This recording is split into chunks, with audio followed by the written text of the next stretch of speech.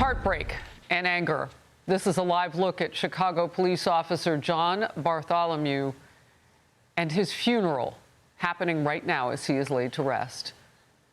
His killing, a 38-year-old husband and father of three, as you can imagine, has renewed scrutiny now of an Illinois law we've been talking about for quite some time.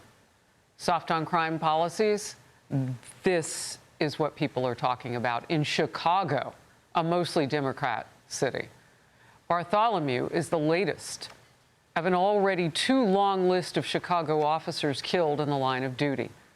He is the seventh in just 5 years. Chicago police remember him saying, "As we prepare to lay our fallen hero to rest, we ask that the city continue to pray for Officer Bartholomew's family. We will ensure his legacy and sacrifice he made to keep the people of Chicago safe will never be forgotten." I'm Harris Faulkner. You are in the Faulkner Focus. Police say the 26-year-old suspect was a repeat offender out on electronic monitoring at the time. So they're taking a deep dive into that right now and a lot of criticism. How good or bad was the monitoring? Prosecutors charged Alphonso with the murder of a police officer, attempted murder, and armed robbery.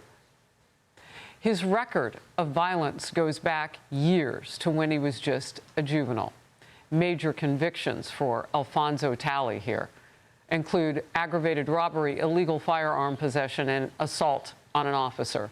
Multiple felony cases are still pending.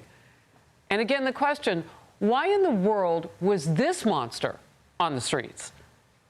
Kata Truss is in Chicago. We've had her on many times. Listen to what she just said. This young man had a current warrant, so he shouldn't have been on the streets anyway. And one of the things that we're finding that's happening here in Chicago is that the legal system is failing the citizens. You have 72,000 people that are walking the street currently in Cook County, which a large area covers the city of Chicago, who have active warrants. And that means that these people should not be on the street. Fox News contributor and retired NYPD detective Paul Morrow is coming up in focus with me. Let's begin with Garrett Tenney in Chicago. The streets packed. People are just mourning, but also very angry today. Garrett. Yeah, Harris, the funeral to honor the life of Officer John Bartholomew is just about to get underway, and you can see the overwhelming presence of police who have come from across the state and beyond to honor their fallen brother, who leaves behind a wife and 3 kids. But as you mentioned, there are still a lot of questions about how this murder was even allowed to happen. Last month, prosecutors say Alphonso Talley robbed a dollar store, pistol whipping and brutally beating a woman who works there. When he was arrested, he claimed he'd swallowed drugs and needed to go to the hospital, but when he got there, he somehow got a gun and shot Officer Bartholomew and his partner before making a run for it. This wasn't new for Talley. He already had a long rap sheet with seven criminal convictions. He was already facing charges for another 4 violent crimes. But under Illinois' no-cash bail law, a judge had rejected a request to keep the 26-year-old locked up and ordered him released with an ankle monitor. The head of the police union says Talley never should have been back out on the streets. This is a system that has been gamed time and time again because sadly we have slid down the rabbit hole of defending the actually offenders who are ruining this city and making excuses for criminal behavior. There's a lot of blame game going on in the wake of this tragedy. Prosecutors are blaming the county's electronic monitoring program, but they, along with Governor J.B. Pritzker, who signed the Safety Act into law, say in this case, it wasn't the law itself that failed, it was the judge. A judge should have made the decision to keep that person in jail. The judge, wants to blame everybody else, but it was right before the judge. Judge could have made the decision, didn't make the decision. Yeah, this week, Chicago's top cop said that Officer Bartholomew's partner, Nelson Crispo, who was also shot, remains in the hospital. He has made some slight improvements, but he is still fighting for his life. Harris? I'm so glad you added that detail. Prayers for him and his family as well. We haven't focused on that as much, but today being laid to rest, Bartholomew's death is certainly igniting a big conversation around public safety where you are. Garrett, thank you very much. In focus now, Paul Morrow, Fox News contributor and a retired NYPD inspector, also attorney. Look, I want to tap into all of your acumen, and we will keep this live on the screen while you and I are speaking today. These ceremonies have so much importance in law enforcement. First of all, just your thought on that from your heart. Yeah, well, you're exactly right. This is one of those situations where law enforcement comes together. You really feel it in your gut. You know, you look down the streets outside of where the ceremonies are being held, and it's going to be a sea of officers from all over the place, not just Chicago.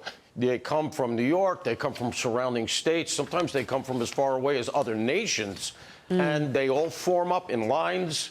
They usually do some sort of a flyover, maybe with the aviation unit, the helicopter unit. It's very, very choreographed. It's very, very moving. And it's one of those things that I think, excuse me, brings home to the police the uniqueness of their jobs. And I'm just going to be frank with our audience. Very often the feeling is we can only depend on each other because we are inside of a system that we can't depend on ourselves.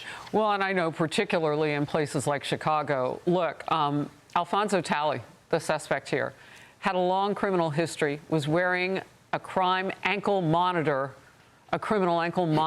on him. I don't know how well those things usually work, but he had them on at the time of the shooting after being charged with violent offenses just weeks earlier. That electronic monitoring apparently is putting some pressure also on the Safety Act. Talk to me about what's at stake here legally.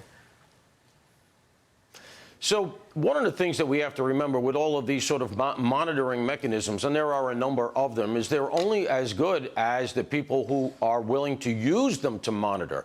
And there's a little bit of a feeling, particularly under the politicians who pass things like the Safety Act, who can just say, well, you know what, he had an ankle monitor on, and so box checked. And of course, that's not enough. You have to be monitoring actively, and if somebody has warrants out for them and they have an ankle monitor on them, they have to go get picked up. As your prior guest said in the clip that we showed, 72,000 active warrants in Cook County alone tells you the degree to which they're actually using this Safety Act and the mechanisms embedded in it, and of course they're not.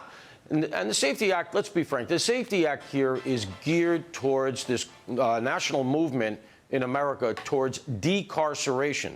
We're seeing it everywhere in the big blue cities and at the state level, as in Illinois. And the idea is just that locking bad guys up isn't a good idea. It only creates more and deeper bad guys, and so we shouldn't be doing it. And quite frankly, that calculus essentially admits that innocents are going to be hurt, but that is a willing price to pay. Wow. I tell you, you want to know how much pressure is on the city right now? And the state. Illinois Governor J.B. Pritzker recently blamed a judge for using poor judgment and releasing Talley. You don't hear that kind of conversation coming out of many Democrats. So you know politically this is explosive right now in that state. We are watching the beautiful funeral as we say goodbye to Jonathan Bartholomew, fallen officer in Chicago. Well, I want to get to this with you as well, Paul. A massive cyber attack, again showing America's vulnerability. Millions of high school and college students worldwide were locked out of a system that their schools rely on for nearly every aspect of their education. Some 9,000 schools impacted. Data linked to 275 million people is now potentially exposed. Now that's a critical point. The target, Canvas learning management system.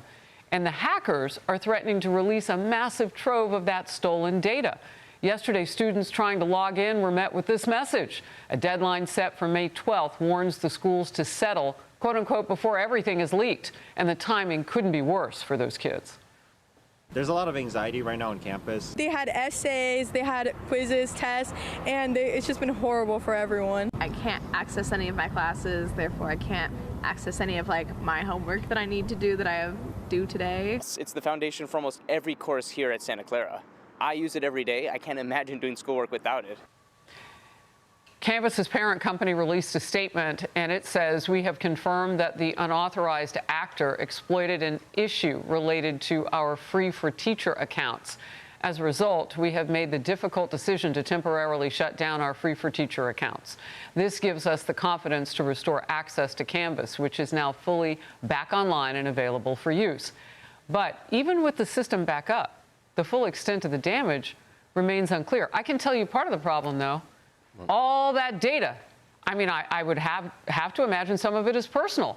And if that leaks, you're ruining lives at this point of people who are just getting started on their dreams, Paul. Yeah, this is a nightmare for all of these entities, and particularly the schools. I have used Canvas. They use it at Harvard when I was up there. And you have all your data in there relative to the school, but it's also used to fulfill assignments and things like that. And so I can't imagine the scrambling that's going on as we come into finals here. This is a version of ransomware, and this is an extortion plot. Ransomware traditionally would freeze the systems of the target, and the target would have to pay to unfreeze the business. This is a relatively new development where the data is extracted and used for extortion purposes by the malware actors in order to say, pay up, or we're going to take all that data, we're going to put it on the dark web, and we're going to sell it globally so that bad guys elsewhere can use it to open credit card accounts and all kinds of other stuff. So those are the stakes. It's more and more common. This group is apparently struck outside of America. This is a transnational issue. I find it interesting that it happened on May Day, May 1. I don't know if there's a message in there, but as we know, that is the socialist, communist holiday. But unavoidably, I think what we have to recognize is America actually has woken up to this in a lot of ways compared to other nations. But the damage is so severe that really your best defense here to make sure this never happens is educating your workforce, because one bad link and your whole company can go away. Well, maybe there's also a way for the college kids not to have so much personal information. Like, you know, if you have enough to open a credit account, you've got quite a bit on somebody. Paul Morrow, thank you very much. Be sure to like and subscribe for all the Fox News latest on YouTube, and catch full shows streaming now on Fox One.